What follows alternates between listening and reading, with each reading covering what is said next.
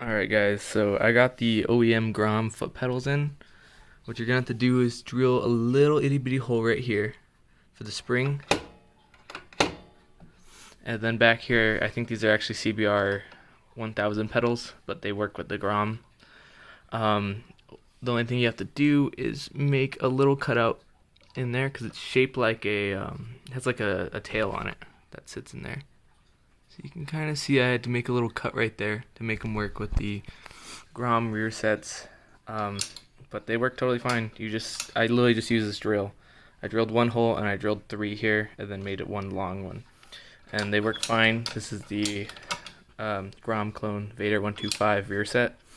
And then the reason I'm doing this is because I had to replace this rear set because I had dropped it.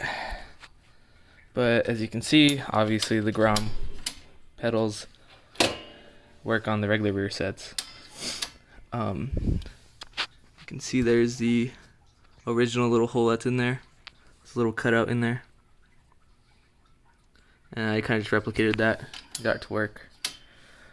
The Grom rear set does fit on here, totally fine. It even bolts up with the brake master. All the bolts work the same. And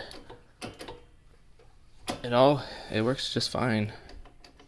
It looks like this is a little loose. I still got to Loctite everything.